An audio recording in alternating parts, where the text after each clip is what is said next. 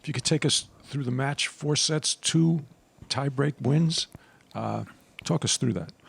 Yeah, it was a really tough match. I didn't start the best way, but then I told myself that I had time, that it's a best-of-5 match, so I had time to figure it out, to get better, to have more energy, to play better. And I'm really happy that I was able to do it early in the second set. And then in the third and the fourth, I was feeling better. I was feeling that, I had more chances, but I couldn't convert them. So we went to the breakers, and I think I played better than him in important moments. So that was the key. It was really tough to play today, really windy, not really humid like the other day. So the balls were flying a little bit more, and that's tennis. You have to figure it out and adjust during the match, and I'm glad that I did that. Okay, very good. Thank you very much. Questions? Ciao Matteo. Ciao. I'm Cecilia from Sports Pundit. I wanted to know, you lead your next opponent, Andy Murray, 2-1 in your head-to-head series. What are your expectations towards the next match? We played in different conditions. So we played 2019 in Beijing, so it was hard, but best of 3, and then twice on grass. And all the matches were great fights. I think obviously Andy now is in way better shape than he used to be, especially last year. I'm not here saying everything that he achieved in his career, and he's a legend of the sport, so it's going to be, I think, a great match. It's going to be a tough match for me, but I'm feeling confident. I always like to play here, and especially in big stages and big matches like the one that I'm about to play. So, yeah, I think it's going to be a tough one, but I'm ready. Okay, we'll start in the back. Go ahead. Chris Bowers, US Open Radio. It's been a stop-start year for you because of injuries, and obviously it's frustrating. But is there a degree where it's also helpful because you're probably fresher at this time of year than many others? You should ask my team this question. They're gonna tell you. In a way, yeah, I feel like I didn't play a lot, so I have a lot of will and a lot of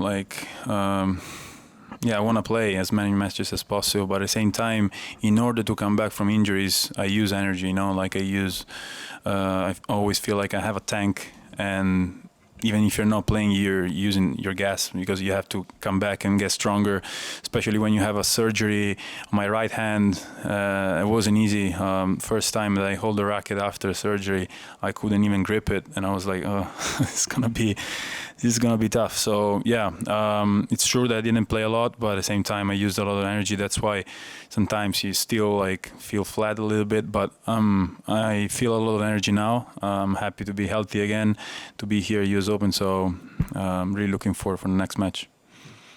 Matteo, Rob Moore from The Sun. When you beat Andy in Stuttgart, you said in your victory speech that Andy sort of represented a player that had overcome adversity and injury. Can you just elaborate a little bit more on that? And are you two close? Do you sort of know Andy well? We were friends, but we're not best friends. We're a good relationship. He had a crazy hip surgery. Everybody saw it. And it's not easy to come back, especially when you are. He was number 1 in the world, so mentally it must have been really tough for him. But I think it's inspiring the will that he has, the love that he has for this sport, and I always admire that. We often practice together as well. When I was a kid, I was watching him on TV, so for me, it's still kind of dream coming true playing against these kind of players. I remember 2016 he played against Paolo Lorenzi here, and my brother he played the qualies here, the juniors, and he warmed up Paolo, so it was I was like, oh wow, you're playing next to Andy, and now I'm playing against him, so it's something that I really appreciate, and that's why I'm even happier for the match that I'm going to play. Okay. Go Matt, Green, Chris. Matt?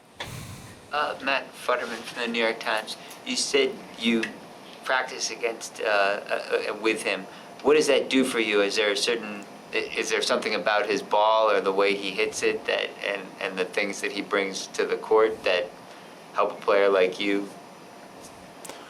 In general, like you practice and you try to focus on yourself, your stuff and your weapons and what you want to do.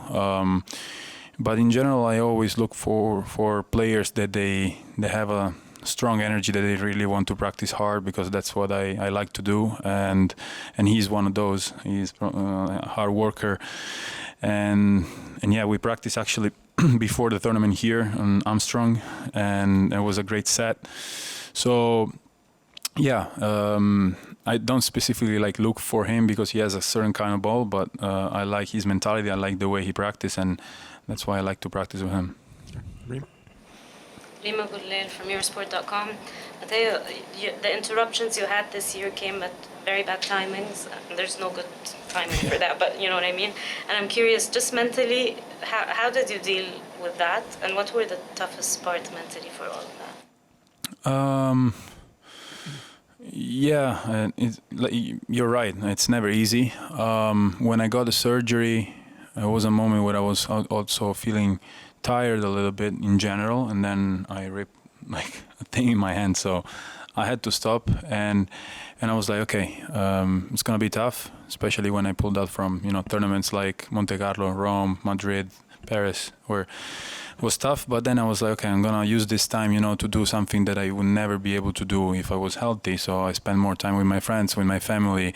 I went to some events, that I never been, and it was really nice. I got in contact with new people, new personalities, and in kind of in a way helped me to realize how much I love tennis, how much I was missing tennis, but at the same time that there is a life when you're not playing tennis. So it helped me that way, and that's why I think one of the reasons why I came back and I won so many matches in a row. Chris? Matteo, Chris Otto with US Open. Hello. I'll follow on Reem's question a little bit, because at Wimbledon you were playing so well on grass, and to have to leave that tournament due to COVID, it just seems like unfair almost. So I wonder, how devastated were you? What was it like emotionally? And then also now, are you extra careful about COVID, knowing that you can miss another tournament, that it's possible for everybody here to get it rather easily? Yeah, I hope like my antibodies are gonna work a little bit, but yeah, you have to be careful. Yeah, it was at the beginning. I when you're doing something and something is happening, you don't really realize what is happening. Like I was like, oh, I'm feeling sick. What is happening here? And then my fear went up, and I was feeling not good. And I was like, okay, it's gone. And then maybe it was the fever, or maybe it was like my mind when there was like the only possible decision that I could take. And then obviously the tournament was going on, and I was watching the matches. I was remembering, kind of like in my head, all the good moments on grass, all the level that I was, I was playing before Wimbledon. So it was tough. It was tough because then I thought, again, next Wimbledon is going to be in a year. It's a long time, but it is what it is. Like you have to get stronger, get back on track. It wasn't easy. It took me 3 weeks to feel better. I was struggling with my muscles and physically to get back in shape, but here I am now, healthy again, and excited to be here. Okay, we have time for 2 follow-ups. 1, 2. Yeah, you said in answer to Reem's question that you went to some events which you wouldn't otherwise have gone to. Can you tell us what kind of events, or maybe pick 1 or 2 that were very special for you? For example, I went to Cannes, the film festival, and it was really cool.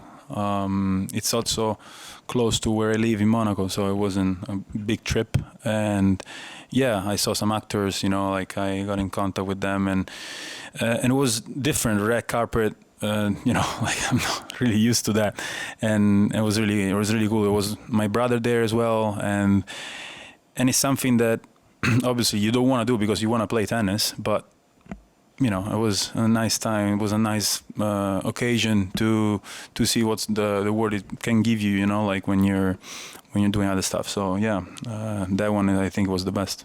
Okay, Reem? Yeah, just to follow up on something similar, but with tennis, it's so easy sometimes for us to stay in this bubble, see the same people, do the same things.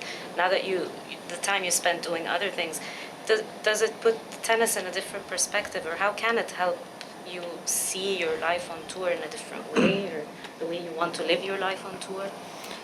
I think obviously we're all like evolving, you know, like in a way. And I'm not the same guy that came here for the first time. I'm 26 now. I'm still young, I know, but I consider myself older than I used to be. And I'm learning what I like to do, what I don't like to do. And before I was more a kid, like it was tennis, and then I think it helps you to have kind of like an idea of, you know, what is outside, and I think it's really healthy for your mind as well, because sometimes you can burn out, you know, like you can be too focused, or you want something too much, and then you don't get it, and then what is left? Nothing. So it's important to, like I said, enjoy your family, enjoy your friends, do something different, and I think this is, for me, as at least, it's something that I should take care about, because it's like all the sports, it can be tough mentally, you know. Like obviously we are